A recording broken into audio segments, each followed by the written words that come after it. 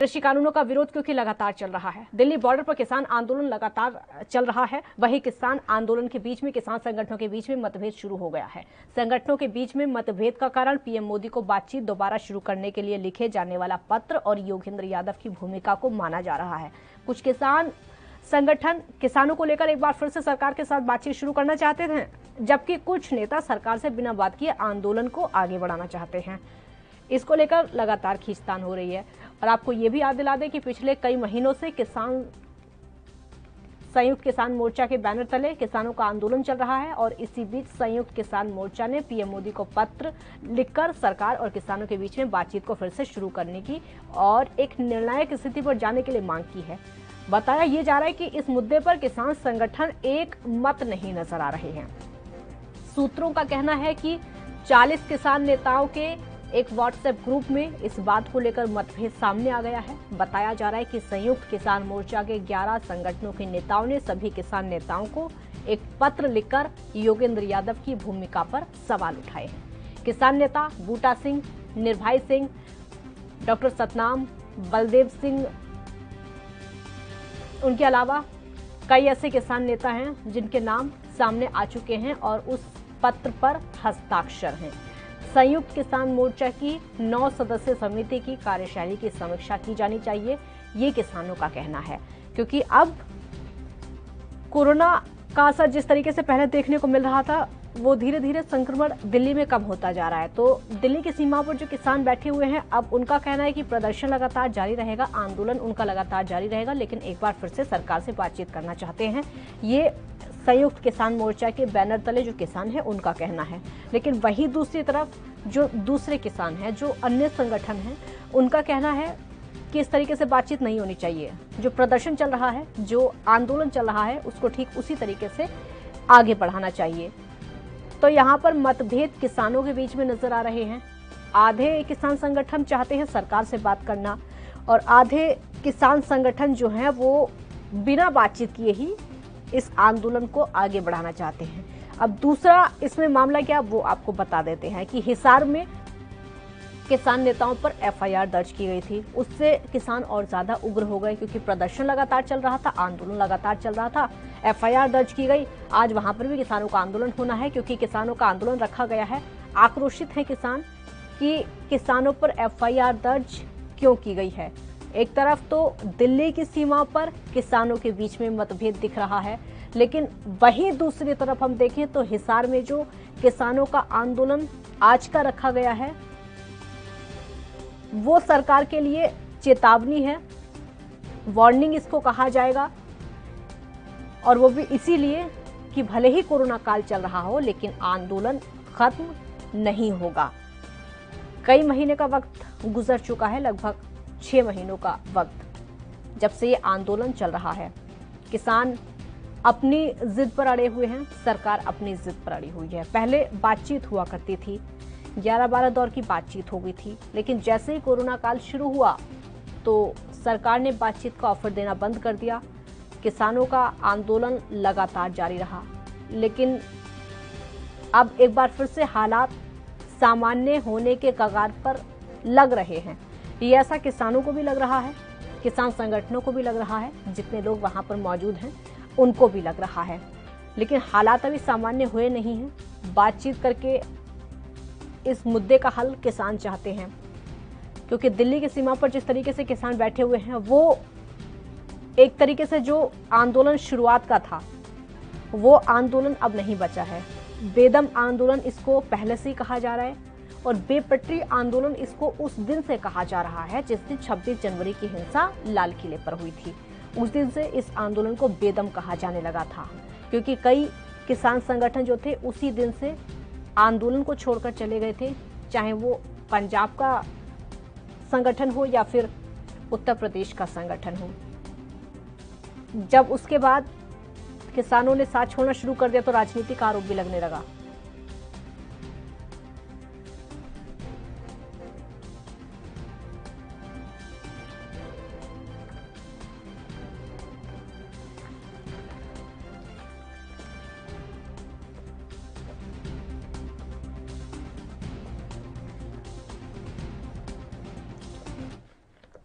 हमारे पास दो मेहमान इस समय जुड़ चुके हैं जो कि चर्चा में शामिल होंगे। रामपाल जाट किसान नेता हैं, प्रदीप भटनागर बीजेपी का पक्ष रखेंगे। आप दोनों का बहुत बहुत स्वागत है। रामपाल जाट जी, पहला रिएक्शन आपसे ही होगा, क्योंकि इस समय जो बॉर्डर पर लड़ाई चल रही, जो बॉर्डर पर आंदोलन चल रहा है, उसको लेकर कहा यह जा रहा है कि किसानों के बीच में मतभेद है। आधे किसानों ने चिट्ठी लिख दी है सरकार को कि वो बातचीत एक बार फिर से शुरू करवाना चाहते हैं, लेकिन कुछ संगठन ऐसे किसानों के जो कि बातचीत नहीं करना चाहते हैं, उस आंदोलन को ऐसे ही आगे बढ़ाना चाहते हैं। क्या है इस सबके पीछे? काजल ठाकुर जी, संवाद सदा ही अच्छी चीज होती है और किसी भी चीज का समाधान वो संवाद के द्वारा होता है। इसलिए हम तो शुरू से इसके पक्षधर हैं कि संवाद कभी बंद नहीं होना चाहिए। और दूसरी बात मैं ये कहना चाहूंगा कि किसानों का जो आंदोलन है जी जी, आज पूरे हिंदुस्तान में चाहे कोई सा भी राज्य हो, वहां पर किसान आंदोलन की धमक है, वहां उसकी चर्चा है। इसलिए आंदोलन कब बढ़ जाए, कब कम हो जाए, कब घट जाए, ये खास बात नहीं होती। खास बात होती है जो आंदोलन के मुद्दे हैं उनमें कितनी दम है।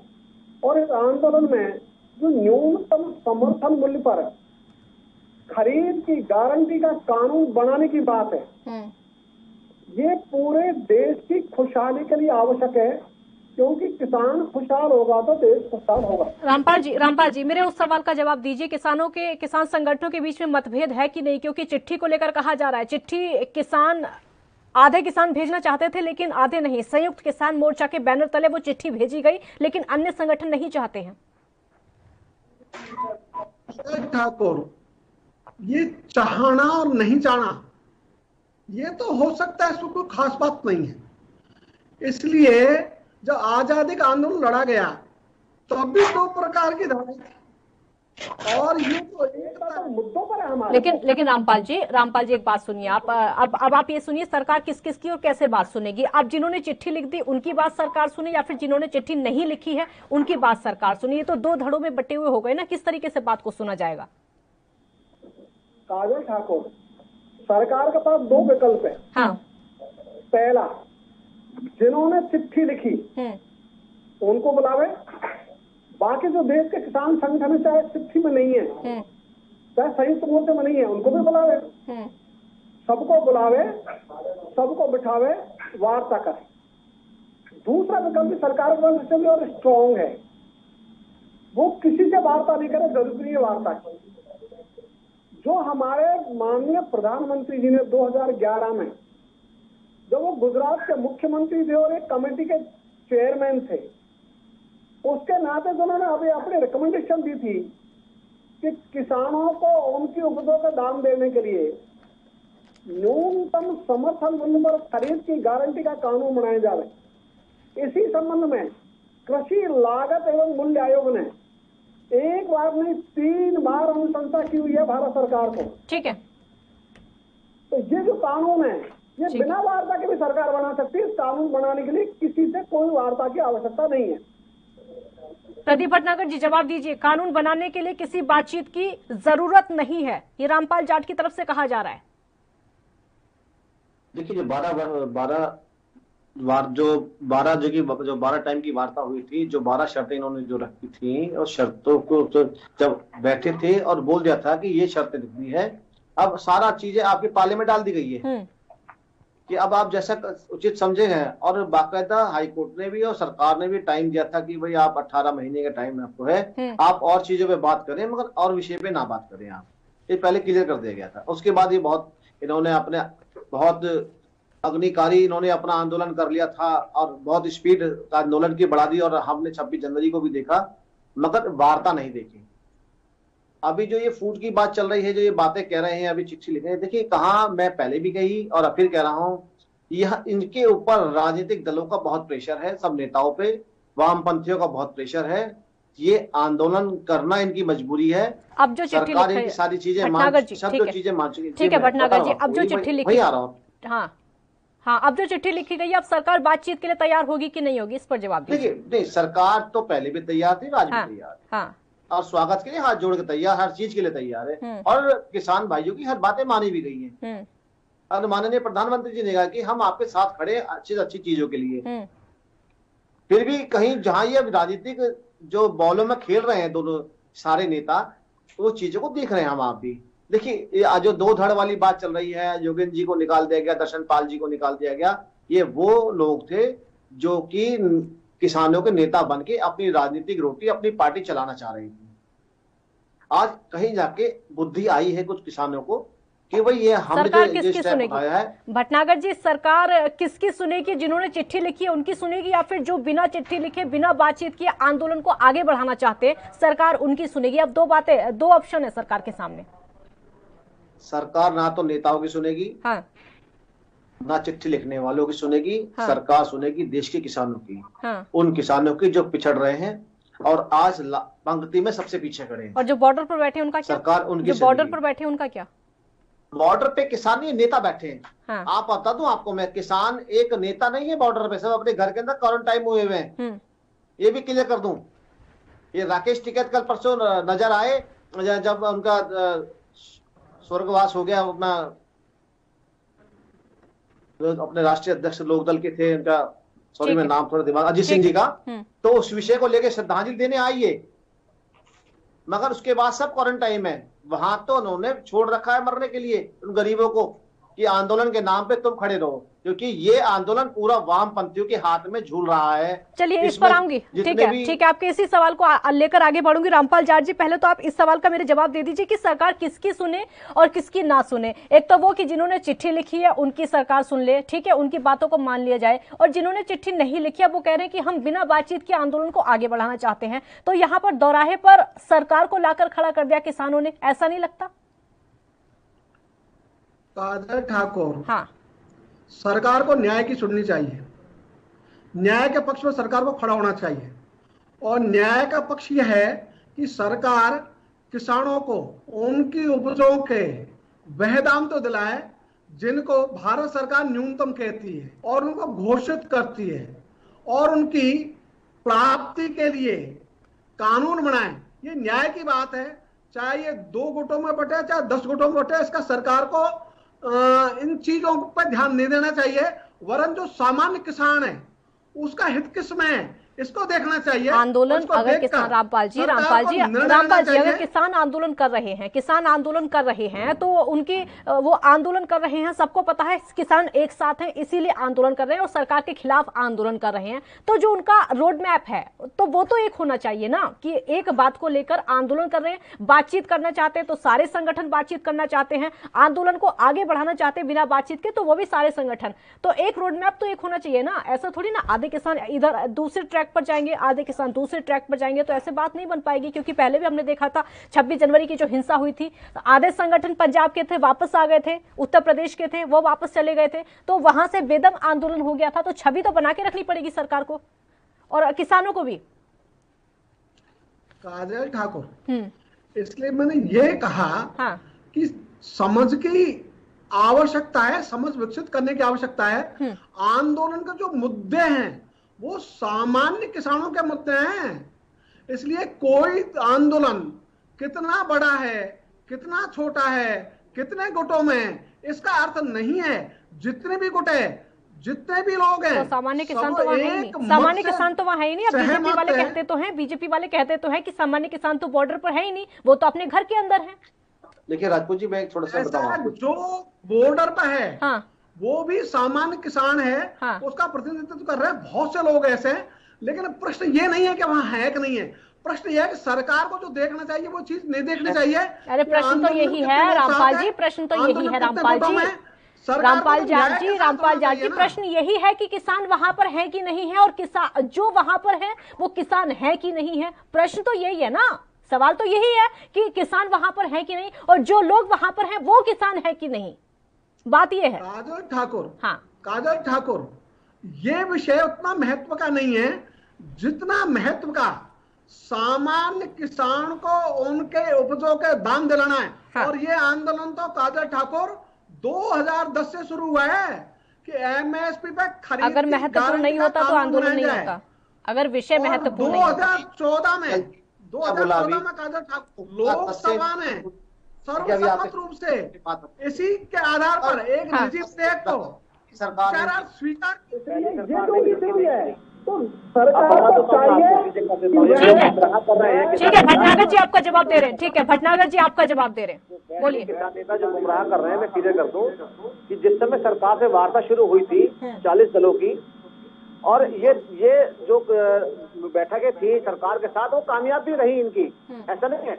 और ये इस चीज को भी डिनाई करेंगे बैठ के, यहाँ पे जितने बार की वार्ता हुई वो कामयाब रही, तो सफलता तक पहुंची हुई। और किसान नेता उससे संतुष्ट भी थे, और उन्हें ये भी उन्होंने कहा कि हम सरकार की मंशा पे सही है, गलत नहीं है सरकार की मंशा, और हम आगे वार्ता कर सकते हैं। मगर एक बड़े प्रमुख दल ने इस चीज को आगे आने नहीं दिया, और अपने वर्चस्व के लिए उन्होंने हर चीज को डिनाई करते रहे कि कैसे भी करके सरकार को, प्रधानमंत्री को नीचे दिखाया जाए। हाँ। अपने वर्चस्व की लड़ाई अपनी राजनीतिक पार्टी को उठाने के लिए ये काम किया, और वो है वाम दल। मैं खुल के बता देता हूं, वो है वाम दल, जिसको दर्शन पाल भी और जो योगेंद्र यादव जी उससे आते हैं। विषय उन्होंने पार्टी अपनी बना रखी है। दिया ना मौका, तो सरकार ने ही दिया। अगर पहले किसानों की मांगे मान ली जाती, मौका नहीं मिलता, तो कैसे राजनीति शुरू होती है? अच्छा बताइए। शुरू में मैं तो आपको बता रहा हूँ, हाँ मैं तो चीज के बारे में बता रहा हूँ कि सरकार की बातों संतुष्ट थे नेता, मगर जो एक बड़ा दल जो है, बड़ा धड़ जो है, इनमें एक चीजों में वो संतुष्टि पे नहीं आने दे रहा था। मैंने आपके माध्यम से 20 बार चिल्लाया हूं, जब तक ये आंदोलनकारी जितने बन के बैठे हैं, इतना बड़ा ग्रुप बना के बैठे हैं, ये छोटा क्यों नहीं करते हैं वार्ता करने के लिए? क्योंकि अब ये वर्चस्व की लड़ाई लड़ रहे हैं। सरकार अग्रिम है इनकी बात करने के लिए, इन हर चीजें मानने के लिए, और मानी भी है। ये मना नहीं कर सकते किसान नेता जो मेरे साथ बैठे हैं। सरकार हर तरह की वार्ता करने, हर बात के लिए बैठी है, मगर दल जो बैठे हैं इनके ऊपर समर्थन देके, जिनकी गोदियों में ये बैठे, वो ये नहीं चाहते कि किसान उठे, क्योंकि वो उठेंगे तो उनकी राजनीति खत्म हो जाएगी, क्योंकि अब किसान आंदोलन राजनीतिक हो चुका है। ठीक है रामपाल जाट जी जवाब दीजिए। पहले दिन से ही राजनीतिक आरोप लगता आया है, पहले दिन से ही लगातार कहा जा रहा है कि किसान आंदोलन के पीछे राजनीति है, किसान आंदोलन के पीछे राजनीतिक पार्टियां हैं। इतनी छवि बिगड़ चुकी है किसान आंदोलन की। बादल ठाकुर, हाँ 28 तारीख को हाँ हमने जयपुर से कूच किया दिल्ली के लिए। न हम किसी वाम से प्रभावित थे, न दक्षिण से प्रभावित थे। हमने सदा किसानों के हितों की बात की, और 2010 से इस लड़ाई को लड़ रहे हैं। तो 7 वर्ष हो गए इस लड़ाई को लड़ते हुए। हाँ। पूरे देश में हमने एक सहमति बनाई ऋण मुक्ति और पूरे दाम की, और उस ऋण मुक्ति पूरे दाम में ये न्यूनतम समर्थन मूल्य पर खरीद की गारंटी का कानून बनाना, ये प्रमुख मुद्दा है। आज भी सरकार को इस चक्कर में नहीं पड़ना चाहिए कि कौन राजनीति कर रहा है, कौन राजनीति नहीं कर रहा। तो राजनीति तो वोटों में आ जाएगी, लेकिन बिना राजनीति के जो किसानों के मुद्दे हैं, जो न्याय सम्मत मुद्दे हैं, उनको सरकार को मानना चाहिए। वो मुद्दे सरकार ने अभी तक नहीं माने। इसलिए यदि किसी को राजनीति का करने का अवसर भी दिया है काजल ठाकुर, तो वो सरकार ने दिया है। सरकार क्यों अवसर दे रही है? यदि पहले दिन ही सरकार न्यूनतम समर्थन मूल्य पर खरीद की गारंटी के कानून का अनाउंस कर देती, तो कोई कितनी भी राजनीति करना चाहे वो राजनीति कर ही नहीं सकता था। इसलिए राजनीति करने का मौका तो सरकार दे रही है। लास्ट रिएक्शन आपका होगा, राजनीति करने का मौका सरकार ने दिया है। देखिए आज के टाइम में विपक्षी पार्टी जितनी भी थी, सोनिया जी हैं, हाँ। एचडी देवगौड़ा हैं, शरद पवार हैं, तृणमूल कांग्रेस की ममता बनर्जी हैं, शिवसेना प्रमुख हैं, सपा के अध्यक्ष हैं, और तेजस्वी यादव झारखंड मुक्ति मोर्चा के जो मुख्यमंत्री है, उन सब ने कहा विपक्ष ने कि सरकार से कि आप आइए और वार्ता कीजिए। मगर सरकार पहले ही वार्ता के लिए तैयार है, हर बात के लिए तैयार है। मगर इन्होंने क्या कहा, 26 तारीख को जो 6 महीने पूरे हो रहे हैं, हम इसका पूर्ण समर्थन करते हैं किसानों का, हाँ। इस आंदोलन को आगे बढ़ाने के लिए। तो इसका मतलब 26 मई को भी कुछ इतना बड़ा करेंगे ट्रैक्टर रैली की तरह कि जैसे आगजनी हो राजधानी के अंदर। चलिए देखते हैं क्या हो। बिल्कुल देखते हैं क्या होगा 26 जनवरी को। बहुत शुक्रिया आप दोनों का हमारे साथ जुड़ने के लिए, समय की भी कमी है। 26 जनवरी को क्या होगा, 26 मई को क्या होगा, ये देखना होगा, क्योंकि 26 जनवरी की जो हिंसा थी हम उसको भी देख चुके हैं। अब चिट्ठी लिखी गई है किसानों की तरफ से कि बातचीत होनी चाहिए, सरकार बातचीत करे। अब बात यह है कि मतभेद सामने आ रहा है। आधे संगठन चाहते हैं कि बातचीत हो, आधे चाहते हैं कि बातचीत नहीं हो, बिना बातचीत के प्रदर्शन आगे बढ़ता रहे, आंदोलन आगे बढ़ता रहे। लेकिन जो भी हो, किसान आंदोलन की छवि इसकी वजह से खराब हो रही है। बहुत शुक्रिया आपका। देखते रहिए एएनबी न्यूज। नमस्कार।